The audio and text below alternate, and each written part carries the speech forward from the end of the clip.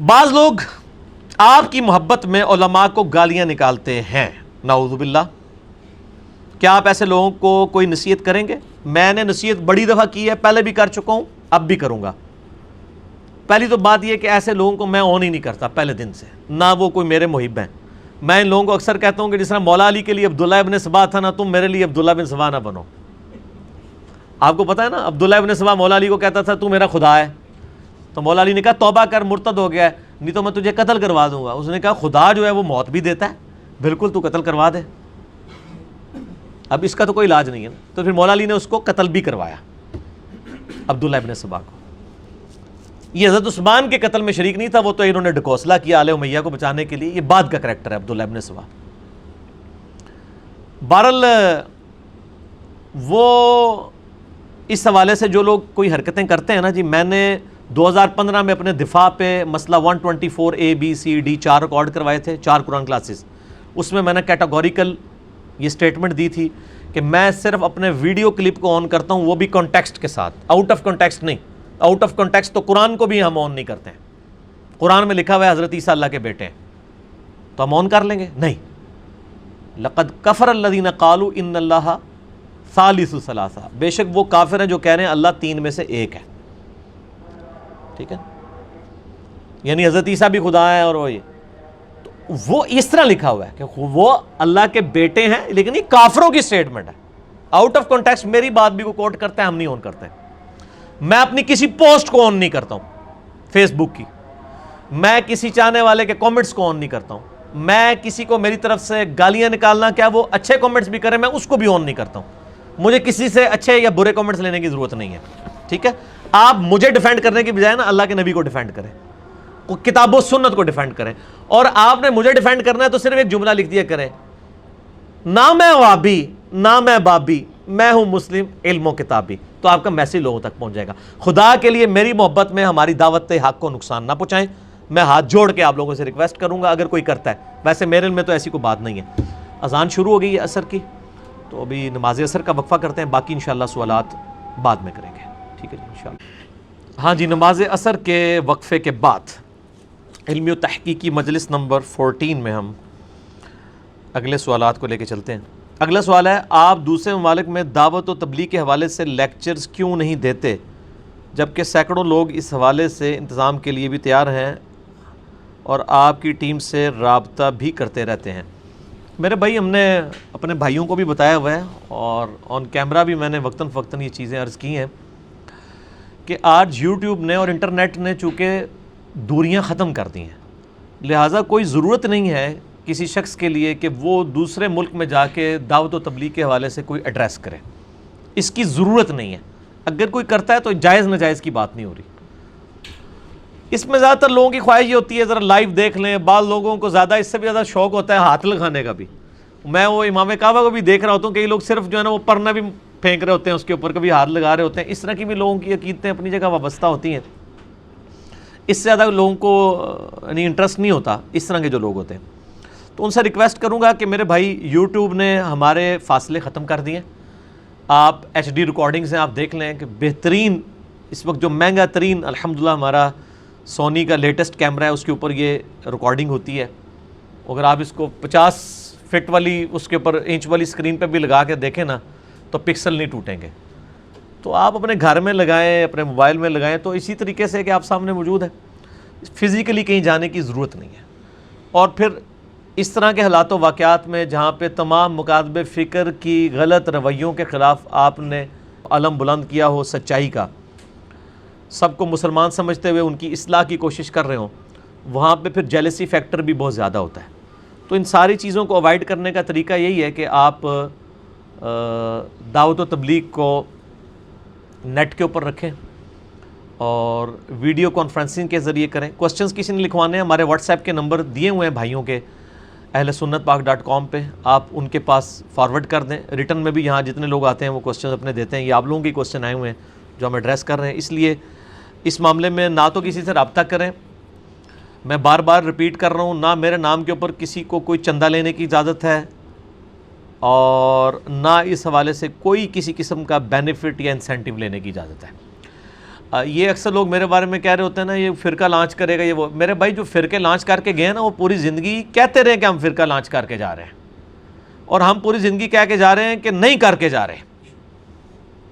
تو بہت بڑا فرق ہے, ان کے ساتھ تو ہمیں کمپیئر نہ کریں نا. احمد صاحب بریلوی صاحب کی وصایا شریف چھپی ہوئی ہیں,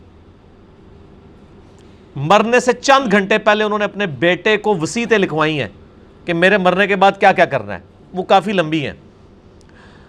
اس میں انہوں نے ایک بات یہ بھی لکھی تھی کہ میرے مرنے کے بعد میرا دین, میرا مذہب جو کہ میری کتابوں سے ثابت ہے, یہ سب سے بڑا فرض ہے تمہارے لیے میرے مرنے کے بعد.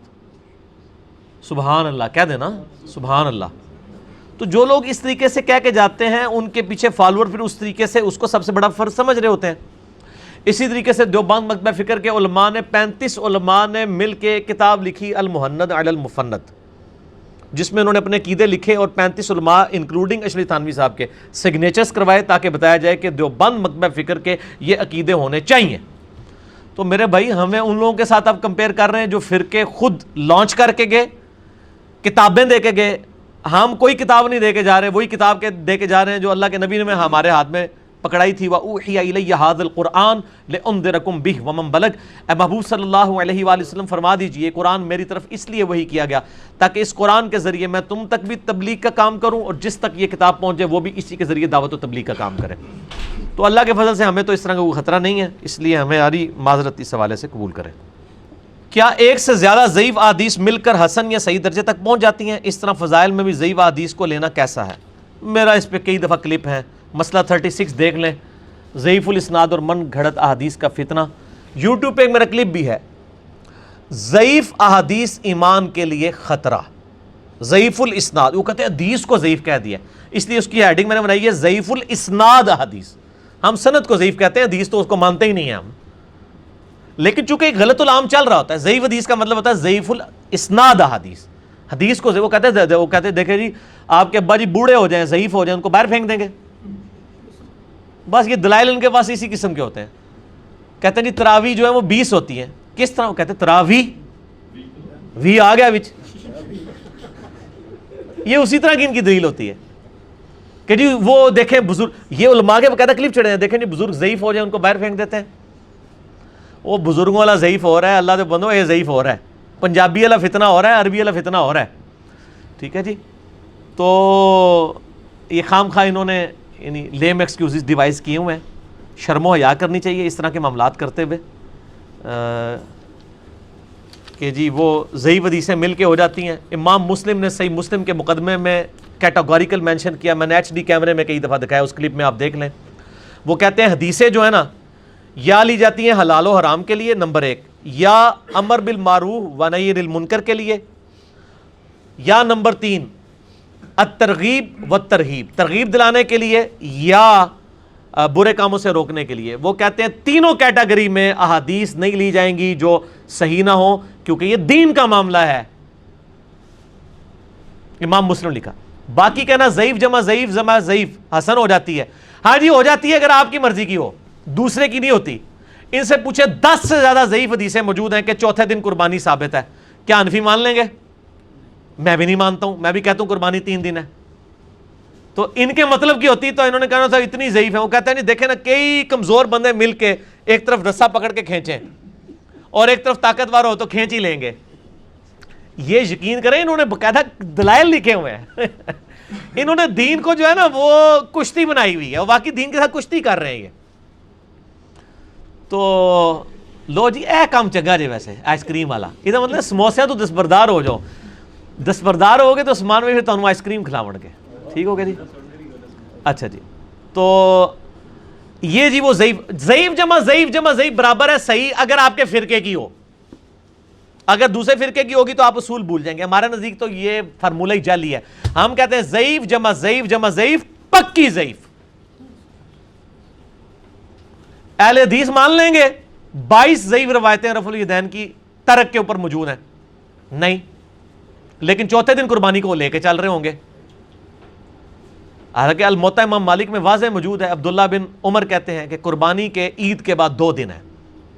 عید کا دن ہے یوم النہر 10 ذوالحجہ, اس کے بعد 2 دن ہے 11 اور 12. اور سوائے شافیوں کے اور چند اہل حدیث کے، پوری امت کا یہ اتفاق ہے کہ قربانی کے 3 دن ہے۔ میں آپ کو دوں، ہمارے جیلم شہر سے نا قربانی کے انہوں نے نا 4 دن کے اوپر نا ایک رسالہ میں مضمون لکھا، اور انہوں نے لکھا کہ شیخ عبدالقادر جیلانی بھی کہتے ہیں کہ قربانی کے 4 دن ہیں غنیت الطالبین میں۔ اچھا، وہ کسی پڑھ لکھے بندے نے وہ پڑھ لیا مضمون، کو بابی نہیں سی، نہ میں وابی نہ میں بابی، میں ہوں مسلم علم و کتابی۔ وہ کسی علم و کتابی بندے نے جو ہمارے لیکچر میں آتا تھا، اس نے وہ کہیں مضمون پڑھا، سیکھ پا ہوا نا، وہ اہل حدیث کی اس مسجد میں پہنچ گیا، کہنا میں لانو نہیں چھڑنا علی صاحب۔ میں کیا ہوا ہے؟ کہتا ہے جی باقی کتابیں تو منو والے نہیں پتا، غنیت الطالبین تو میرے گھر میں پڑھی ہوئی تھی، میں نے جب وہ غنیت الطالبین کھول کے پڑھی ہے تو شیخ عبدالقادر جیلانی نے امام شافعی کا موقف لکھا ہے کہ وہ 4 دن قربانی کے قائل ہیں۔ اس کے بعد شیخ عبدالقادر جیلانی نے لکھا ہے کہ یہ تو امام شافعی کا موقف ہے، باقی پوری امت کا 3 دن ہے، اور شیخ عبدالقادر جیلانی بھی 3 دن کے قائل ہیں۔ وہ تو انہوں نے 4 دن کے رد کے اوپر لکھا ہوا ہے، اور انہوں نے کیا لکھا ہے کہ شیخ عبدالقادر جیلانی میں 4 دن لکھ دیا۔ یہ اسی طریقے سے کوئی کہ جی شیطان جی اتنی بزرگ ہیں کہ شیطان کا نام تو قرآن میں بھی لکھا ہوا ہے، تو قرآن میں نام بزرگی کے طور پہ لکھا ہوا ہے شیطان کا، رد کے لیے۔ تو شیخ عبدالقادر جیلانی نے 4تھے دن قربانی کے رد پہ امام شافعی کا رد کیا کہ پوری امت سے ہٹ کے ہے۔ اہل تشیع کے ہاں بھی 3 دن ہے قربانی کے، اہل سنت کی بھی میجورٹی، حنفی، مالکی، حنبلی، اور پاکستان میں بھی شیخ زبیر علی ظہیر صاحب، ان کے شاگرد غلام مصطفیٰ ظہیر صاحب، اور کئی علماء نے بھی اب اس معاملے میں 3 دن کے اوپر مضمون لکھا ہے اور رجوع کیا ہے اللہ کے فضل سے۔ ٹھیک ہو گیا جی؟ اس لیے یہ جو ضعیف جمع ضعیف والا فارمولہ غلط ہے۔ مسئلہ 36 دیکھیں، اور ضعیف احادیث ایمان کے لیے خطرہ۔ اور ایک اور میرا کلپ ہے، ضعیف احادیثیں کتابوں میں کیوں؟ وہ کہتے ہیں جی کتاب میں تو آ گئی ہے نا، حدیث تو حدیث ہوتی ہے چاہے اصلی ہو جعلی، ڈگری تو ڈگری ہوتی ہے چاہے اصلی ہو جعلی، کتابوں میں تو آ چکی ہے نا۔ پھر میں نے بتایا کتابوں میں کیوں لکھی، تو وہ کلپ آپ دیکھیں۔ علی بھائی میرا سوال ہے کہ اگر میں آپ سے علم حدیث سیکھنا چاہوں تو میں کیا کروں؟ میرے والد صاحب کہتے ہیں کہ آپ ٹی وی چینل پر آ کر حق بات کیوں نہیں کرتے؟ اور ٹی وی چینل کی کیا اوقات ہے میرے بھائی؟ ٹی وی چینل کو تو سینکڑوں لوگ دیکھتے ہیں یا ہزاروں لوگ، یوٹیوب کو لاکھوں لوگ دیکھتے ہیں، کیونکہ ٹی وی چینل کے اوپر تو میرے بھائی دینی پروگرام کون دیکھتا ہے؟ مجھے بتائیں، آپ ذرا سروے کریں، دینی پروگرام آتے ہی چینل چینج ہو جاتا ہے، اور اول دینی پروگرام اس وقت آ رہا ہوتا ہے جس ٹائم کوئی جاگ نہیں رہا ہوتا۔ تو ٹی وی چینلز کی تو اوقات ہی نہیں ہے، اصل اوقات ہے سوشل میڈیا کی، جو آپ کو فریڈم دیتی ہے۔ میں اکثر کہتا ہوں کہ رمضان کے مہینے میں آپ کے ذہن میں سوال آیا کہ میلاد منانا چاہیے کہ نہیں، تو اس کی بحث کا تو آپ کو 6 مہینے میلاد کا آنے کا انتظار کرنا پڑے گا، تب ٹی وی پہ کو بحثیں شروع ہوں گی، تب بھی اس لیول کی نہیں ہوں گی، اتنی ضرورت نہیں کسی کی کرے۔ تو لیکن یوٹیوب پہ آپ اسی وقت لکھیں، وہ نہیں ہے کہے گا کہ آج رمضان کا مہینہ ہے آپ کو میں انجینئر صاحب کا ربیع الاول والا کلپ نہیں دکھاؤں گا۔ وہ کہیں گا جی جناب آپ رات کو دیکھنا چاہتے ہیں رات کو دیکھیں، دن کو دیکھنا چاہتے ہیں دن کو دیکھیں، آفس میں دیکھنا چاہتے ہیں آفس کو دیکھیں۔ آپ کو فریڈم دے رہا ہے آپ کی مرضی کے مطابق، جب آپ کے پاس ٹائم ہو آپ اس وقت دینی پروگرام دیکھیں۔ تو سر یہ یوٹیوب ہے، ٹی وی چینل پہ آنے کی ضرورت نہیں ہے، بدنامی کروانی ہے تو ضرور مجھے ٹی وی چینل پہ لے جائیں، اور ٹی وی چینل پہ میں 1 منٹ نہیں نکال سکتا، کیونکہ ٹی وی چینل پہ تو زیادہ تر لوگ بیٹھے ہوتے ہیں جو پبلک سننا چاہتی ہے وہ سنانا چاہتے ہیں، جو اللہ رسول کی مرضی وہ تو بیان کرنے کے لیے بیٹھے نہیں ہیں۔ مجھے بتائیں محرم میں آ کے ٹی وی پہ کوئی یہ بتائے گا کہ ماتم کرنا جو ہے یہ اہل بیت کی سنت کے خلاف ہے؟ نہیں بتائے گا۔ جو یہ بتائے گا تو محرم میں اس کا کلپ تو نہیں چلے گا۔ یا محرم میں آ کے کوئی یزید کو صرف کنڈیم کرنے پہ تو سارے شیر ہیں، معاملہ پیچھے سے جو خراب ہوا ہے یہ بیان کرنے کے لیے کوئی تیار ہے؟ تو سر وہ یوٹیوب بھی آپ کو فریڈم دیتا ہے نا کہ آپ بیان کریں، لوگوں کو بتائیں، وہ نہیں کرنے دیں گے۔ تو اس لیے ٹی وی پہ تو حق بات بیان ہو ہی نہیں سکتی ہے، ٹی وی پہ میٹھا میٹھا حق بیان ہو سکتا ہے، کڑوا حق نہیں ہو سکتا، اور اس وقت زیادہ تر کڑوے حق کے بیان کرنے کی ضرورت ہے۔ کیوں؟ کیونکہ نہ میں وابی نہ میں بابی، میں ہوں مسلم علم و کتابی، علم و کتابی باتیں ٹی وی پہ نہیں ہو سکتی۔ علی بھائی کہا جاتا ہے اگر کوئی آدمی قرآن پڑھ رہا ہو تو اس کے آگے آ کر قرآن پاک کی طرف اپنی بیک نہیں کرنا چاہیے، اس طرح کی کوئی حدیث کہیں پہ موجود نہیں ہے۔ البتہ قرآن پاک کو زمین پہ نہ رکھیں، ادب کریں، اور سب سے بڑا ادب ہے اس کی تعلیمات پہ عمل کریں۔ ابو داؤد میں حدیث ہے کہ نبی علیہ السلام یہودیوں کے ایک مدرسے میں گئے ایک معاملہ نپٹانے کے لیے، تو کہا تورات لے کے آؤ، آپ کے نیچے ایک تکیہ تھا جو یہودیوں نے آپ کو بیٹھنے کے لیے گدی دی ہوئی تھی، آپ نے وہ گدی پیٹھ کے نیچے سے نکالی اور اس کے اوپر تورات رکھی اور کہا میں اس تورات پہ بھی ایمان لایا، اس کے نازل کرنے والے پہ بھی ایمان لایا۔ تو نبی علیہ السلام نے تکیے کے اوپر تورات ٹیمپرڈ فارم میں تھی اس کو رکھا۔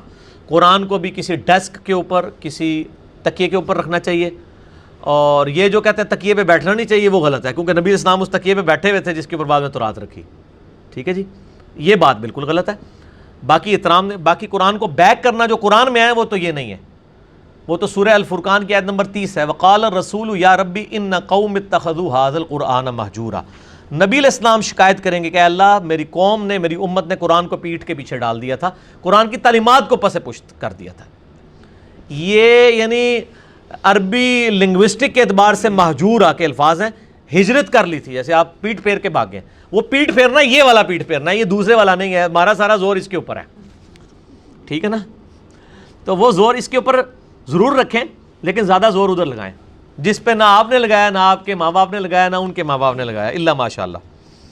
پرانی جنتری اور دارالاسلام کے ٹائم میں 5 سے 10 منٹ کا فرق ہونے کی وجہ اس لیے کہ پرانے بزرگوں کے پاس کمپیوٹرائز سسٹم نہیں تھا، ان کی جنتریاں غلط ہیں. اب جو لیٹسٹ جنتریاں ہیں انہی کو فالو کریں، اس میں تو لیٹ لانگس تک موجود ہیں اور پورے سافٹ ویئرس بنے ہوئے ہیں، صحیح کیلکولیشن کرتے ہیں، اسی کو آپ فالو کریں. امیر معاویہ کو رضی اللہ تعالیٰ کیوں کہتے ہیں؟ حالانکہ انہوں نے امام حسن کے جنازے پر تیر چلوائے. نبی علیہ السلام نے فرمایا جس نے میرے اہل بیت کو دکھ پہنچایا اس نے مجھے دکھ پہنچایا. یہ امام حسن کے جنازے میں تیر چلانے والی بات بالکل ثابت نہیں ہے. اسی طریقے سے یہ کہنا کہ حضرت عائشہ کو انہوں نے قتل کروایا تھا نعوذ باللہ گڑھے میں پھینک کے، یہ بھی غلط ہے. باقی جو ان کی باتیں ہیں وہ تو میرا کلپ آ چکے، آپ دیکھ لیں. رپلائی ٹو مولانا الیاس قادری آن حضرت معاویہ رضی اللہ تعالیٰ عنہ، جو پچھلے دنوں ایک جعلی نعرہ بنایا گیا بے گناہ بے خطا معاویہ معاویہ، اس کے جواب میں نے اصلی نعرہ لانچ کیا ہے، بے گناہ بے خطا مصطفیٰ مصطفیٰ صلی اللہ علیہ وآلہ وسلم. کیوں لانچ کیا؟ کیونکہ نہ میں وہابی نہ میں بابی، نہ بابیاں دے مننے لونی، نہ میں وہابی نہ میں بابی، میں ہوں مسلم علم و کتابی. تو باقی رضی اللہ عنہ ہم اس لیے کہتے ہیں کہ ان کی صحابیت کا احترام کرتے ہیں، ان کے لیے دعا کرتے ہیں، بس اس سے آگے نہیں جانا چاہیے. دنیا کی محبت دل سے ختم کرنے کا طریقہ ایک ہی طریقہ ہے، قرآن پاک کی کثرت کے ساتھ تلاوت کریں، ترجمے کے ساتھ اور عربی ترجمہ کے ساتھ وہ تفسیر سنیں. قرآن ہی ایک ایسا سورس ہے جس نے صحابہ کو زندہ رکھا، بجلی بھر دی ان کے اندر، اور آج بھی امت نے اگر زندہ ہونا ہے تو کتاب اللہ کے ذریعے. مسئلہ نمبر 1 میرا یہی ہے، مسئلہ نمبر 1 ہے وہ امام الانبیاء کی دعوت قرآن صلی اللہ علیہ وآلہ وسلم. السلام علیکم وعلیکم السلام. اگر نبی علیہ السلام نے ہماری بخشش کروانی ہے تو ہمیں ایفرٹ کرنے کی کیا ضرورت ہے؟ میرے بھائی یہ سوال تو پہلے نبی علیہ السلام سے ہونا چاہیے کہ اگر آپ نے ہماری بخشش کروانی ہے تو ہمیں نمازیں پڑھنے کی کیا ضرورت ہے. تو آپ علیہ السلام نے فرما دیا، بخاری مسلم دونوں میں حدیث ہے، اے میری بیٹی فاطمہ اس بات پہ مت اکڑنا کہ تم اللہ کے نبی کی بیٹی ہو، اگر اللہ کے حضور تم پکڑی گئی تو میں تمہارے کچھ کام نہیں آؤں گا. اے میری بیٹی فاطمہ میرے مال سے جو کچھ لینا ہے مجھ سے لے لے، اگر اللہ نے تجھے پکڑ لیا تو میں تیرے کام نہیں آؤں گا. ٹھیک ہو گیا؟ شفاعت بالاذن ہونی ہے، بالوجاہت نہیں ہے. شفاعت پہ مسئلہ 88B میرا دیکھ لیں. شفاعت کی بجائے یہ سوال ہونا چاہیے تھا کہ شفاعت اور اللہ کی رحمت ہی اگر ہے تو نمازیں پڑھنے کی کیا ضرورت ہے؟ اس لیے کہ کوئی شخص بھی پرفیکٹ نہیں ہے. ہمارے اعمال جو ہم کرتے ہیں اس کی کمزوریوں کی کمپنسیشن شفاعت رسول صلی اللہ علیہ وآلہ وسلم اور اللہ کی رحمت سے ہوگی. اللہ کی رحمت تو نبی علیہ السلام کو بھی چاہیے. بخاری مسلم کی حدیث ہے کہ کوئی شخص بھی بغیر اللہ کی رحمت کے جنت میں داخل نہیں ہوگا. ایک صحابی نے جرت کر کے پوچھا اے اللہ کے رسول آپ بھی؟ فرمایا ہاں میں بھی، جب تک اللہ کی رحمت مجھے ڈھام نہ لے میں بھی جنت میں نہیں داخل ہو سکتا. تو رحمت شفاعت سب کو چاہیے، اس لیے کہ وہ ہماری نیکیوں کی کمزوری کی کمپنسیشن ہے. یہ نہیں ہے کہ فرض نمازیں نہیں پڑھی ہیں تو ان کی کمپنسیشن کے لیے آپ یہ کرنے جا رہے ہیں. وہ تو صحیح مسلم میں 246 نمبر حدیث ہے کہ بندے کے کفر اور اسلام کے درمیان فرق نماز ہے. یہ کام نہیں ہونے. مسئلہ 88B میرا شفاعت کے اوپر دیکھ لیں. آخری سوال ہے، مغرب کی اذانیں بھی شروع ہونے والی ہیں. کیا پوری زندگی ہاتھ چھوڑ کر نماز پڑھ سکتے ہیں؟ او بھائی نماز پڑھو صحیح، ہاتھ چھوڑ کے پڑھیں یا ہاتھ باندھ کے پڑھیں، نماز پڑھنی چاہیے. جس طرح مرضی پڑھیں، دونوں طریقے ثابت ہیں. عبداللہ ابن زبیر سے المصنف ابن ابی شیبہ میں 3950 نمبر حدیث ہے کہ وہ ہاتھ چھوڑ کے نماز پڑھتے تھے. اس سے امام ابن ابی شیبہ نے رزلٹ بھی نکالا ہے اوپر باب کہ وہ صحابہ اور تابعین جو ہاتھ چھوڑ کے نماز پڑھتے تھے اور وہ صحابہ اور تابعین جو ہاتھ باندھ کے نماز پڑھتے تھے. ہاتھ باندھنا بھی سنت ہے، ہاتھ چھوڑنا بھی سنت ہے، دونوں طریقے سنت ہیں. باقی یہ کہنا کہ عبداللہ ابن زبیر نے یہ دین میں اختراع کیا تو یہ بالکل جھوٹ ہے، اس لیے کہ کسی صحابی، کسی تابعی، کسی محدث نے اس کو دین میں اختراع نہیں مانا. الٹا بڑے بڑے ائمہ ہاتھ چھوڑ کے نماز پڑھنے کے قائل ہیں. سعید ابن مسیب قائل ہیں, حسن بصری قائل ہیں, ابراہیم نخعی قائل ہیں, اور کتنے لوگ ہیں جو ہاتھ چھوڑ کے نماز پڑھنے کے قائل ہیں. دونوں طریقے سنت ہیں, اور ظاہر ہے کہ نبی علیہ السلام سے ہی یہ روایت ہے, کیونکہ سنن الکبریٰ البیہقی میں عبداللہ بن زبیر کے بارے میں موجود ہے کہ وہ کہتے ہیں کہ میں نے نماز حضرت ابوبکر سے سیکھی اور انہوں نے نبی علیہ السلام سے. عبداللہ ابن زبیر کی نماز نبی علیہ السلام کی نماز تھی. اور عبداللہ ابن زبیر ابو داؤد میں راوی اس حدیث کے کہ دائیں ہاتھ بائیں پہ رکھنا سنت ہے. ان کو پتہ بھی تھا, تب بھی وہ ہاتھ چھوڑ کے نماز پڑھتے تھے, کیونکہ آل امیہ صرف ایک سنت پہ عمل کرواتے تھے, وہ آل امیہ کے مخالف تھے, وہ دونوں سنتوں پہ اور اس پہ زیادہ عمل کرتے تھے. جیسے ام حبیبہ نے جان بوجھ کے چوتھے دن خوشبو ملی ہے, بخاری مسلم میں آتا ہے, اور کہا میں نے بتانا ہے کہ 3 دن سے زیادہ سوگ نہیں, میرا باپ مر گیا تھا, چوتھا دن ہے, میں نے سوگ ختم کر دیا. ٹھیک ہو گیا جی. باقی میرا یوٹیوب پہ کلپ ہے, سنی شیعہ کی نماز ایک ہے سوائے حنفیوں کے. کتابیں بھی متفق ہیں کہ سنی شیعہ کی نماز ایک ہے. وہ کلپ میرا لاکھوں لوگ دیکھ چکے ہیں, وہ آپ دیکھیں, آپ کو اس میں دلائل بھی کلیئر ہو جائیں گے. ٹھیک ہے جی. اللہ تعالیٰ سے دعا ہے جو حق بات میں نے کہی اللہ تعالیٰ ہمارے دلوں میں راسخ فرمائے. اگر جس بات میں غلط بات نکل گئی تو اللہ تعالیٰ دلوں سے معاف کر دے. سبحانک اللہم و بحمدک اشہد ان لا الہ الا انت استغفرک و اتوب الیک وما علینا الا البلاغ المبین. جزاکم اللہ خیرا.